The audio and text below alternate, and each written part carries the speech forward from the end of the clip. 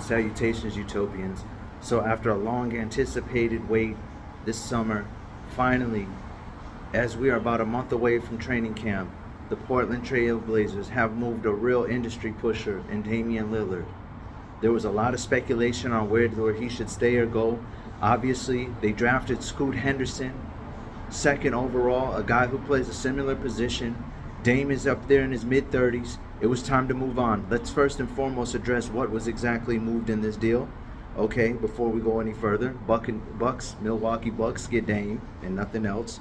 Trailblazers, Drew Holiday, who's likely on the move again. DeAndre Ayton, Kamara, a first-round pick, unprotected from Milwaukee, and another swap pick in 28 and 30. Suns are going to get Yusuf Nurkic and also Grayson Allen, Nasir Little, sharpshooter, and Keon Johnson. I love this move for everybody in this situation. First and foremost, we don't even need to bring it up. It's obvious. Dame going to Milwaukee. Giannis has been yearning for a second option. As great as Chris Middleton has been when he's hot, the problem is he's very kind of shaky with him. He hasn't exactly ingratiated himself as a household name. Then you go into the trail. So this will definitely solidify. This is all that Giannis has been needing. A real certified second threat. And boy, is Damian Lillard that. Especially when you don't really got to be concerned with him running point. You just got him going out there and just making the best decision, which is him thinking offense. Even though he has an underrated distribution game. Secondly, let's talk about the Trailblazers. As we all know, they're rebuilding. Jerry and Grant got a record deal courtesy of Rich Paul this summer. Then you also have Scoot Henderson, who's played in the G League, phenom. They're talking about his game resembles something of a Westbrook and Derrick Rose. Anthony Simmons, smooth as the other side of the pillow. He's just another C.J. McCollum 2.0, phenomenal player. Shadon Sharp, the human highlight reel, been putting in dudes. He's been a gym rat. This guy cares about the game. He plays in Summer League. He plays above the rim. Has displayed the willingness and ability to go out there and work hard, and this game has shown flashes in every dimension on all three levels. Now let's just get to the Suns. And what I really love about this move, and I don't think it's getting enough recognition, is the acquisition of Yusuf Nurkic. They needed depth. Grayson Allen is definitely the perfect kind of role player off the bench. He was a definite phenom in college. In the league, he's a well-rounded, tough, nitty-gritty guy who's textbook role player off the bench. Nasir Little, another guy who's a sharpshooter who didn't get a lot of publicity because there were so many junkyard games, but Nasir Little is a sharpshooter.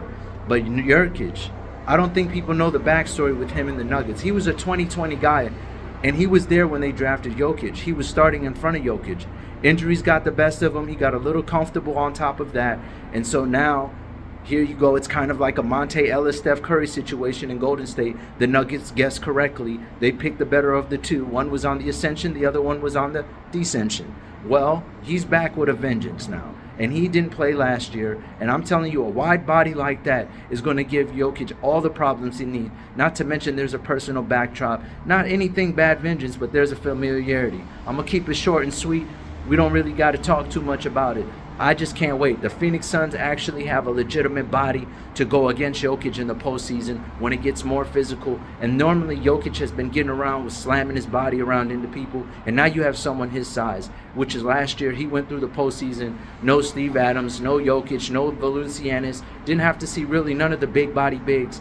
This year, he's going to get met with his own medicine. And on top of that, they can match KD with Michael Porter. You got, obviously, Bradley Beal and Devin Booker to go against Jamal Murray. So this is going to be a fascinating matchup, one of the better must-see TV type of things. And then just on a footnote, I can't wait to see where Drew Holiday goes because he's still a two-way player. He's still a guy who can run point guard, a double-digit kind of guy in the assist column. He just had to kind of step down because Giannis was so ball-dominant. But he is a natural dual-threat point guard. Only, I could say, Halliburton and Chris Paul can carry that same type of crown in terms of basketball purists at the one. So Holiday is going to be very fascinating. Boston could use a point guard. Miami could use a point guard. The Clippers could use a guy like him with Kawhi and Paul George. Stop playing with me, man.